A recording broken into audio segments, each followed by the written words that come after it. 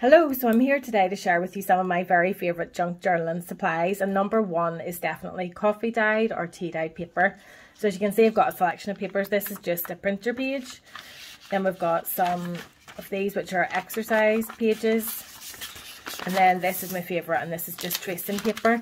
As you can see, it gives a lovely crinkle and it has that vintage feel to it.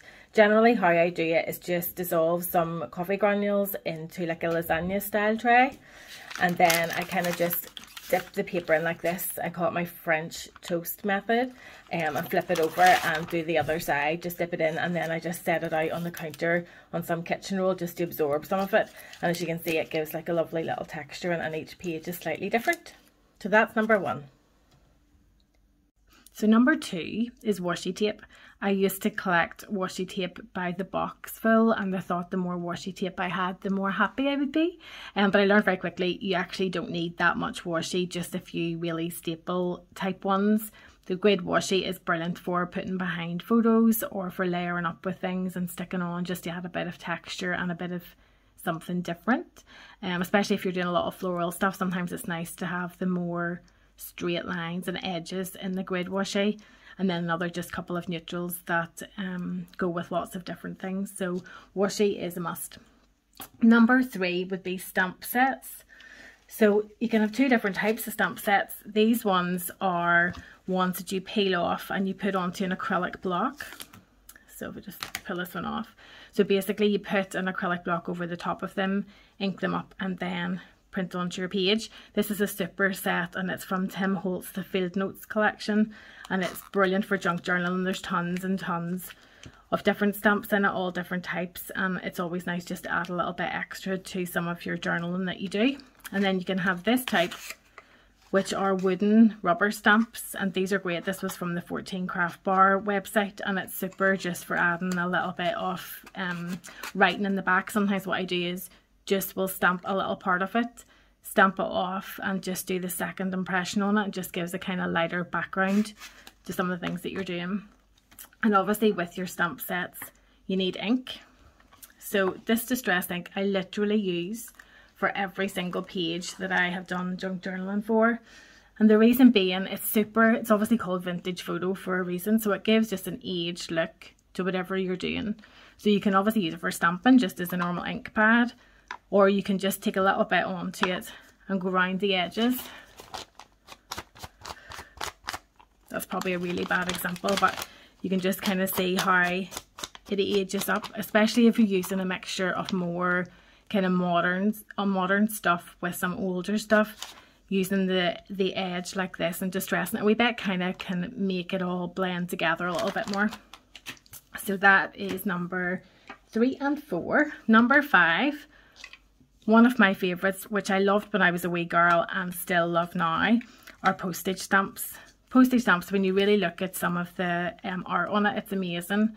And there's literally, normally, when I go into this little tin, normally there's a stamp that will coordinate with whatever I'm working on at the minute in a junk journal or any project.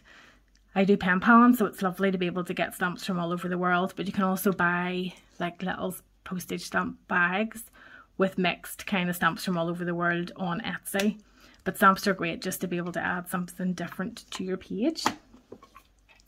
And number 6 are labels.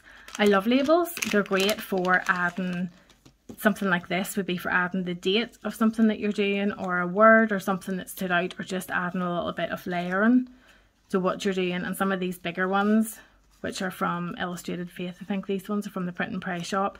These are great just for being able to add, sometimes I put them through the typewriter and just add a quote, or if I'm doing a Bible verse or a prayer on this, and it's great just for again having a little space for writing. So that's labels. Number 7, we're coming to the super good stuff now. Number 7 are book pages. I, in normal times, was able to get out to charity shops and second-hand shops to be able to get books like these. Some of them are great for the text in it, and also some of the pictures, because they're quite dated, are lovely in a journal, just putting behind things, or embellishing envelopes or whatever it is I'm doing. And again, this one, love this one. And it's just lots of birds. I think they're from the British Isles, Britain, Europe.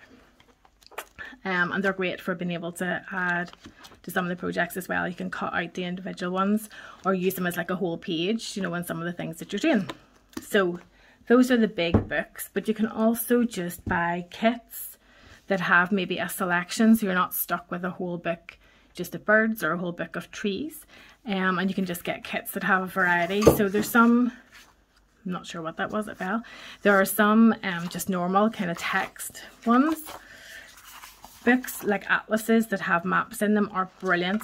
They're really nice. I would use the atlas pages if I was sending some kind of vintage Happy Meal. It's great for making envelopes and things out of.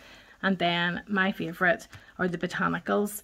And it can be quite hard to get a full book of really nice botanicals, so sometimes I just buy them as a kit, whether it's on Etsy or whether I got a brilliant junk journal kit from the 14 Craft Bar website again, and it had a lovely mixture of different things so that you had a variety.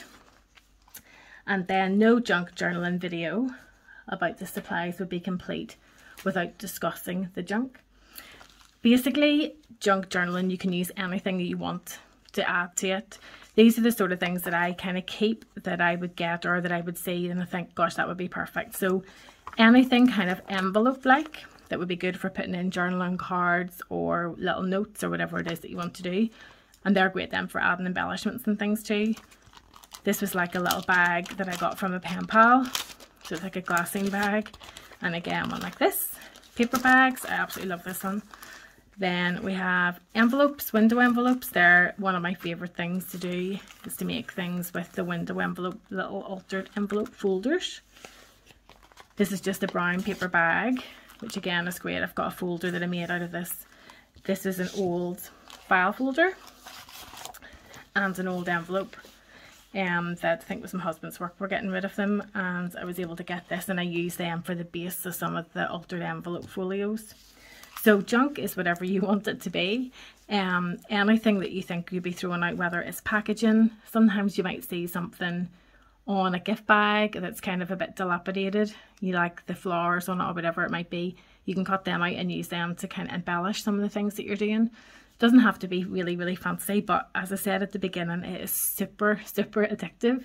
Once you start collecting things and you see, gosh, that would be perfect. So I try to be disciplined and have like one drawer just for putting all the kind of junk stuff in that I can flick through whenever I'm making something, rather than hoarding like a whole room full of stuff, which would be very easy to do.